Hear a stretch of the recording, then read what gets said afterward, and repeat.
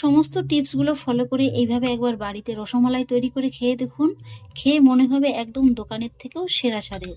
এই যে দেখুন বন্ধুরা, আমার কাটাটা দেখে নিশ্চয়ই বুঝতে পারছেন যে রসমালাইটা কতটা সফট হয়েছে। এই যে দেখুন, মুখে দেওয়া মাত্রই কিন্তু একেবারে মিলিয়ে যাবে, জাস্ট একেবারে মাখন। এই যে দেখুন। নমস্কার বন্ধুরা, অনুঘার রান্নাঘরে সবাইকে স্বাগত জানাচ্ছি। বন্ধুরা, রসমালাই খেতে কে না পছন্দ করে, তাও যদি আবার বাড়িতে বসে একদম মিষ্টির দোকানের মতো রসমালাই তৈরি করা যায় তাহলে তো কোনো কথাই হবে না। আর সেই জন্য দেখুন বন্ধুরা, প্রথমেই আমি গ্যাসে পরে বসিয়ে দিয়েছি একটা সসপ্যান, আর তার মধ্যে দিয়ে দিয়েছি 1/4 কাপের মতো নর্মাল জল। আর এবার আমি সসপ্যানের ভিতরে দিয়ে দেবো 1 লিটার প্যাকেটের ফুল ফ্যাট মিল্ক। এখানে আমি প্যাকেটের দুধটা ব্যবহার করলাম, আপনারা চাইলে কিন্তু খাঁটি গরুর দুধ কিংবা মহিষের দুধটাও ব্যবহার করতে পারেন।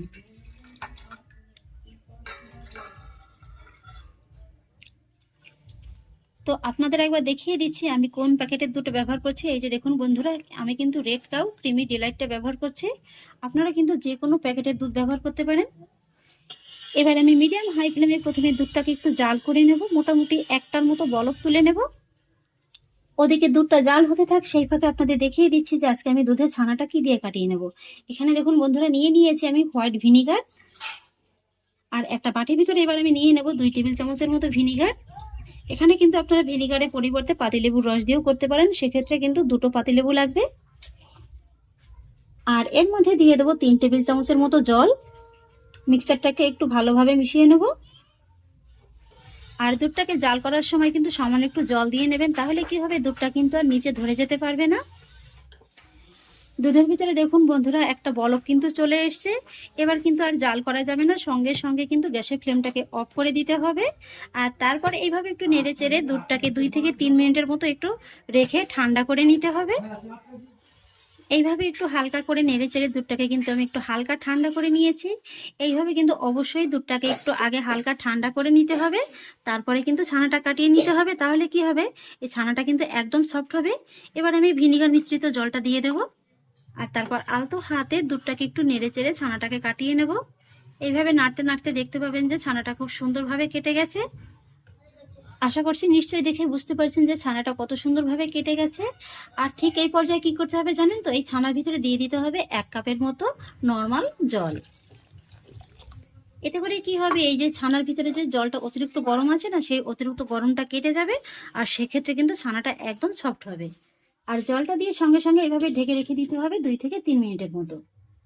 আর 2 থেকে 3 মিনিট বাদে এবার কিন্তু ছানাটাকে জল থেকে আলাদা করে নিতে হবে। সেই জন্য একটা ছাঁকনির পরে কিন্তু আমি একটা পাতলা সুতির কাপড় বসিয়ে দিয়েছি। এবার কিন্তু আমি ছানার জলটাকে এইভাবে ঝরিয়ে নেব।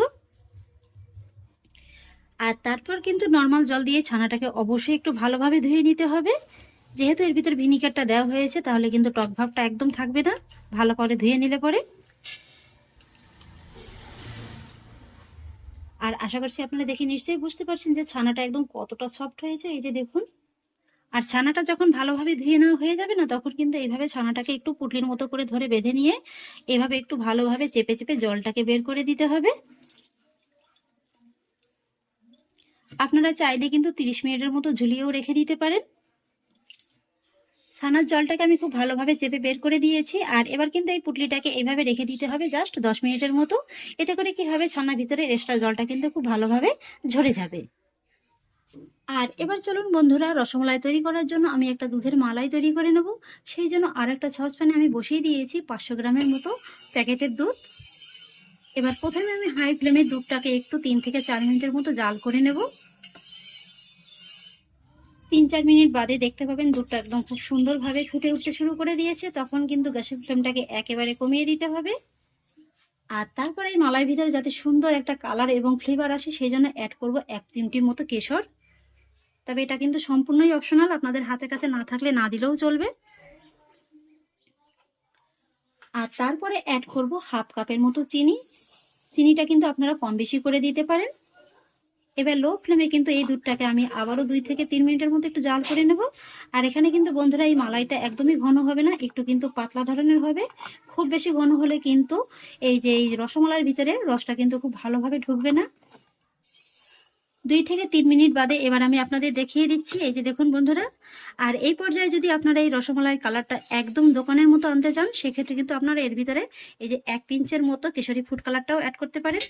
সেক্ষেত্রে কিন্তু একদম দোকানের মতো কালারটা আসবে। তবে এটাও কিন্তু সম্পূর্ণই অপশনাল, আপনাদের হাতের কাছে না থাকলে না দিলেও চলবে। ফুড কালারটা একটু ভালোভাবে মিশিয়ে নিয়েছি। আর এবার আমি সবশেষে এর ভিতরে অ্যাড করব সামান্য একটু থেতো করে নেওয়া এলাচ গুঁড়ো, আর তারপরে অ্যাড করব একটু ড্রাই ফ্রুটস। এখানে আমি আমন্ড আর পেস্তা বাদাম একটু কুচিয়ে নিয়েছি। এর পরিবর্তে কিন্তু আপনারা একটু কাজু বাদামও কুচিয়ে দিতে পারেন। এইভাবে কিন্তু এই যে ড্রাই ফ্রুটসগুলো আপনারা কিন্তু অবশ্যই দুধের সঙ্গে একটু ফুটিয়ে নেবেন। এগুলো যদি আপনারা শুধুমাত্র গার্নিশিংয়ে দেন, সেক্ষেত্রে কিন্তু এগুলো ভালোভাবে কুক হবে না, খেতেও ভালো লাগবে না। তাই এইভাবে কিন্তু অবশ্যই ড্রাই ফ্রুটসগুলো দিয়ে 1 থেকে 2 মিনিটের মতো একটু জাল করে নিতে হবে। এবার ফাইনালি আপনাদের দুধের মালাইটা দেখিয়ে দিচ্ছি। এই যে দেখুন বন্ধুরা, মালাইটা কিন্তু এইভাবে একটু পাতলা ধরনের রাখতে হবে। আমার কিন্তু মালাইটা একদম রেডি হয়ে গেছে। এবার আমি গ্যাসের ফ্লেমটাকে অফ করে দেব, আর তারপরে এই মালাইটাকে ঢেকে একটা সাইডে সরিয়ে রেখে দেব। এদিকে 10 মিনিট হয়ে গেছে, ছানার পুটলিটাকে নিয়ে নেব। তারপরে এই ছানাটাকে একটা বড় জায়গার ভিতরে আমি নিয়ে নেব, আর এবার আমি এই ছানাটাকে একটু মেখে নেব।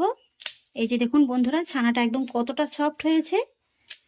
আর ছানাটাকে কিন্তু আপনারা অবশ্যই এইভাবে হাতের তালু দিয়ে মেখে নেবেন। এতে করে কি হবে, ছানাটা একদম স্মুথলি মাখা হয়ে যাবে। প্রায় 8 থেকে 10 মিনিটের মতো সময় নিয়ে এইভাবে ছানাটাকে মেখে কিন্তু আমি একদম স্মুথ করে নিয়েছি। এই যে দেখুন, এইভাবে কিন্তু একদম খুব ভালোভাবে মেখে নিতে হবে। তবে আবার একেবারে কিন্তু খুব বেশি সময় নিয়ে মাখতে যাবেন না, তাহলে কিন্তু আবার ছানার ভিতর থেকে ঘিটা বেরিয়ে যাবে। আর ঠিক এই পর্যায়ে আমি এর ভিতরে অ্যাড করব 1 চা চামচের মতো কর্নফ্লাওয়ার। এখানে কিন্তু আপনারা কর্নফ্লাওয়ারের পরিবর্তে ময়দাটাও ব্যবহার করতে পারেন, আবার অ্যারারুটও ব্যবহার করতে পারেন।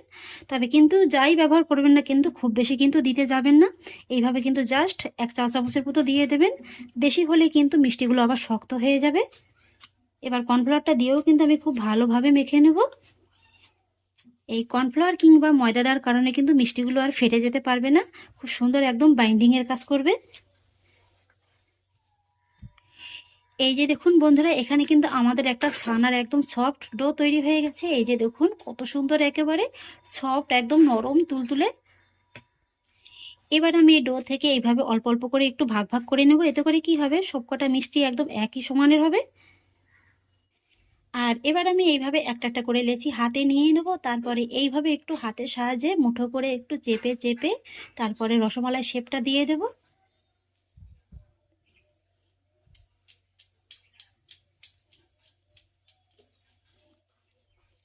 এই যে দেখুন বন্ধুরা, একদম খুব সুন্দর কিন্তু ক্র্যাক ফ্রি একটা রসগোল্লা হয়ে গেছে।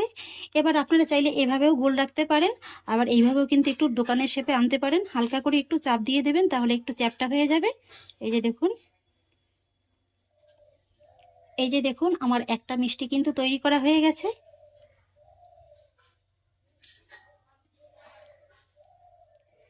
একই রকম ভাবে বাকি মিষ্টিগুলোকেও তৈরি করে নেব। এই যে বন্ধুরা, এক এক করে সবগুলো রসমালাই আমি তৈরি করে নিয়েছি। আর এবার আমি রসমালাইয়ের রসগোল্লাগুলোকে তৈরি করে নেব। সেই জন্য একটা কড়াই ভিতরে দিয়ে দিচ্ছি 1.5 কাপ মতো চিনি। তার মধ্যে দিয়ে দেব 5 কাপের মতো জল। এখানে কিন্তু বন্ধুরা জলের পরিমাণটা একটু বেশি দিতে হবে। আর এবার আমি হাই ফ্লেমে চিনিটাকে একটু জলের সঙ্গে খুব ভালোভাবে গলিয়ে নেব, আর তারপর একটু ফুটিয়ে নেব। এখানে কিন্তু চিনি শিরাটা একদম পাতলা হবে, খুব বেশি সময় নিয়ে জাল করার কোনো প্রয়োজন নেই। দেখুন বন্ধুরা, চিনির রসটা কিন্তু খুব সুন্দরভাবে ফুটতে শুরু করে দিয়েছে। এবার আমি এক এক করে এই যে মিষ্টিগুলো আমি চিনির রসের ভিতরে দিয়ে দেব। আর এই মিষ্টিগুলো ছাড়ার সময়ও কিন্তু গ্যাসের ফ্লেমটাকে হাইতে রাখতে হবে। আর এই রসগোল্লাগুলো কিন্তু একদম শুরু থেকে শেষ পর্যন্ত হাই ফ্লেমেই রান্না করে নিতে হবে। ব্যাস, সবকটা মিষ্টি আমি ছেড়ে দিয়েছি। এবার গ্যাসের ফ্লেমটা একই রকমভাবে হাইতে রেখে মিষ্টিগুলোকে এইভাবে ঢাকা চাপা দিয়ে প্রথমে আমি 5 মিনিটের মতো ফুটিয়ে নেব। এইভাবে রসগোল্লাগুলোকে যদি আপনারা প্রথমে 5 মিনিটের মতো একটু ঢাকা চাপা দিয়ে রান্না করে নেন না, তাহলে কি হবে, এই যে দেখুন কত সুন্দর একদম বলবের মতো উঠে আসছে। এতে করে কি হবে, এই যে চিনির জলটা রসগোল্লার উপরেও কিন্তু যেভাবে পড়ছে, আবার নিচ থেকেও সেভাবে আসছে, যার কারণে কিন্তু রসগোল্লাগুলো একদম সমানভাবে সব দিক থেকে কুক হয় আর খুব সুন্দরভাবে একদম বড় হয়ে যায়। 5 মিনিট বাদে এবার আমি আপনাদের ঢাকাটা তুলে দেখিয়ে দিচ্ছি। ঢাকাটা তোলার আগে নিশ্চয়ই আপনারা বুঝতে পারছেন যে রসগোল্লাগুলো কত সুন্দর একদম ফুলে একদম ডবল হয়ে গেছে এই 5 মিনিটের ভিতরেই।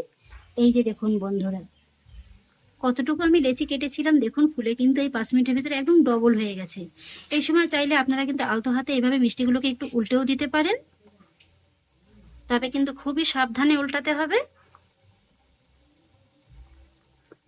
তারপরে আবারও একই রকম ভাবে গ্যাসের ফ্লেমটাকে হাইতে রেখে ঢাকা চাপা দিয়ে এই রসগোল্লাগুলোকে 10 মিনিটের মতো রান্না করে নিতে হবে।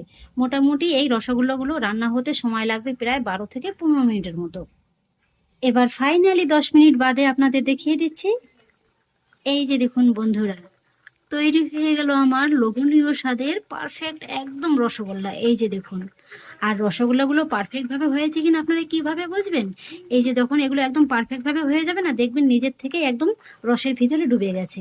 এটা চেক করার জন্য অবশ্যই একটু গ্যাসের ফ্লেমটাকে কমিয়ে দেবেন। এই যে দেখুন কত সুন্দরভাবে কিন্তু একদম রসের ভিতরে একদম ডুবে গেছে। আর রসগোল্লাগুলো দেখুন বন্ধুরা, একটা রসগোল্লাও কিন্তু ফেটেও যায়নি কিংবা ভেঙেও যায়নি। এই যে দেখুন ফুলে একদম ডবল হয়ে গেছে। এইভাবে কিন্তু আপনারা রসগোল্লা বানিয়ে এমনিও খেতে পারেন। আর এবার যেটা করতে হবে, এই যে রসগোল্লাগুলো তো একদম পারফেক্ট হয়েছে আপনাদের দেখিয়ে দিলাম, তবু আরেকটু পরীক্ষা করে নিতে পারেন, তবে তার আগে কিন্তু গ্যাসের ফ্লেমটাকে অফ করে দিতে হবে। আর এই যে দেখুন আমি একটা বাটির ভিতরে নিয়ে নিয়েছি চিল্ড ওয়াটার মানে বরফ জল। এভাবে কিন্তু একটা রসগোল্লা আপনারা বরফ জলের ভিতরে দিয়ে দেবেন। এই যে দেখুন কত সহজেই একদম বরফ জলের ভিতরে কিন্তু রসগোল্লাটা ডুবে গেল, তার মানে কিন্তু একদম পারফেক্ট ভাবে হয়ে গেছে। আর এইভাবে করে কিন্তু সবকটা রসগোল্লাই এই বরফ জলের ভিতরে চুবিয়ে রাখতে হবে। এতে করে কি হবে, এই যে রসগোল্লার শেপটা না, এটা কিন্তু একদম অক্ষত থাকবে। আর তাছাড়া এই রসগোল্লাগুলোকেও কিন্তু একটু ঠান্ডা করে নিতে হবে। একে একে সবকটি রসগোল্লা আমি রেখে দিয়েছি, আর এইভাবেই রসগোল্লাগুলোকে ঢেকে রেখে দিতে হবে মিনিমাম 10 মিনিটের মতো।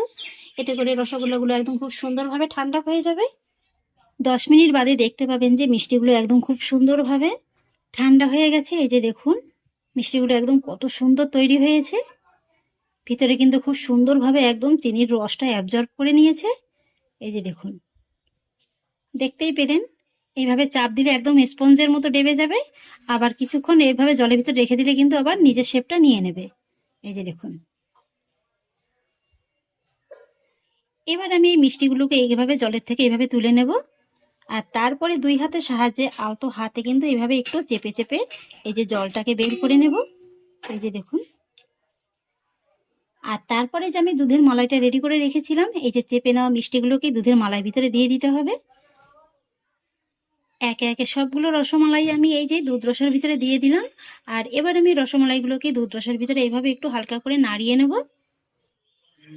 আর তারপরে এই যে রসমালাইগুলোকে দুধের মালার ভিতরে এইভাবে ভিজিয়ে রেখে দিতে হবে মিনিমাম 4 থেকে 5 ঘন্টার মতো।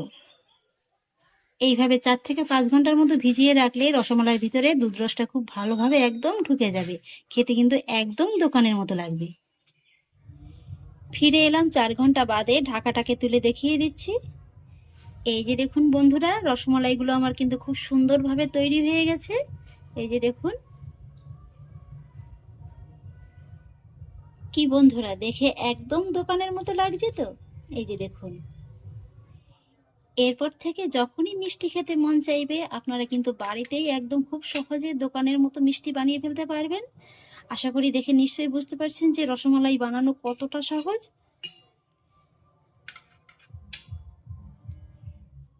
সমস্ত টিপসগুলো ফলো করে এইভাবে একবার বাড়িতে রসমালাই তৈরি করে খেয়ে দেখুন, খেয়ে মনে হবে একদম দোকানের থেকেও সেরা স্বাদের। এই যে দেখুন বন্ধুরা, আমার কাটাটা দেখে নিশ্চয়ই বুঝতে পারছেন যে রসমালাইটা কতটা সফট হয়েছে। এই যে দেখুন, মুখে দেওয়া মাত্রই কিন্তু একবারে মিলিয়ে যাবে, জাস্ট একেবারে মাখন।